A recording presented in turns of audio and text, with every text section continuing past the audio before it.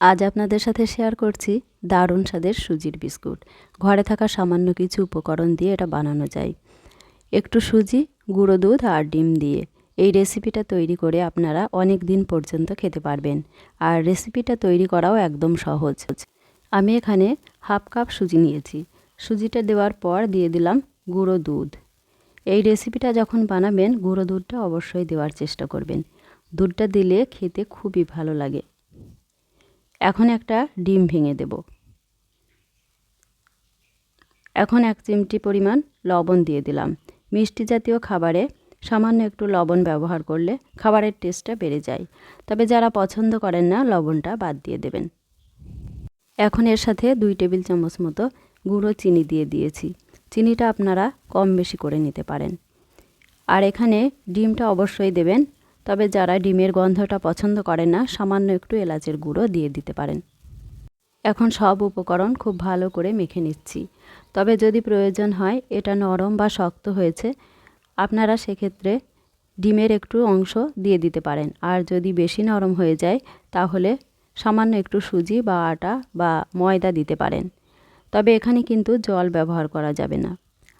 1 table চামচ ঘি দিয়ে দিয়েছি আর দিলাম 2 টেবিল চামচ ময়দা। তবে ঘিয়ের পরিবর্তে আপনারা রান্নার তেলটাও ব্যবহার করতে পারেন। এখন ভালো করে সবকটা উপকরণ মেখে নিতে হবে। একটা নরম ডো বানিয়ে নিতে হবে আর কি। এটা দেখে কতটা নরম বা কতটা শক্ত বুঝে নিতে পারবেন আপনারা। এখন 2 হাতের তালুতে তেল বা ঘি লাগিয়ে নিতে হবে যাতে হাতে লেগে না যায়। এখন অল্প একটু ডো নিয়ে প্রথমে গোল করে নেব।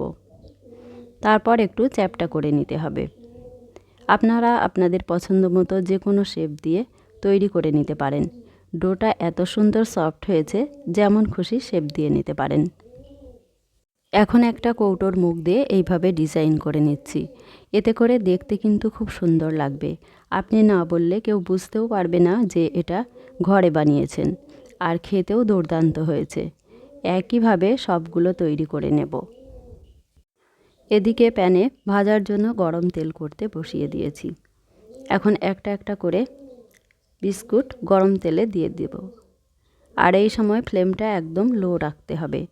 এটা খুব তাড়াতাড়ি কালার চলে আসে, তাই উল্টে পাল্টে খুব সুন্দর করে একটা কালার করে ভেজে নিতে হবে। উপরটা খুব সুন্দর মুচমুচে হবে আর ভিতরটা সফট হবে আর খেতে কিন্তু দারুণ মজার হবে। এখন একটা একটা করে উল্টে দিতে হবে। বিস্কুটগুলো ভাজতে গিয়ে সরে গেলে হবে না, 1 মিনিট পর পর উল্টে দিতে হবে যাতে 2 পিঠই খুব সুন্দরভাবে লাল লাল করে ভাজা হয়।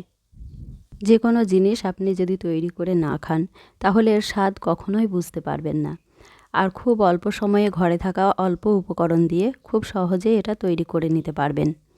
আর এটা বেশ কিছুদিন আপনারা রেখেও খেতে পারেন। খুব সুন্দর কালার করে ভেজে নিয়েছি। দোকানের কেনা বিস্কুটের চাইতে কোনো অংশে কম নয়। রেসিপিটা ভালো লাগলে আমার এই ছোট্ট চ্যানেলটা সাবস্ক্রাইব করে দেবেন। ধন্যবাদ।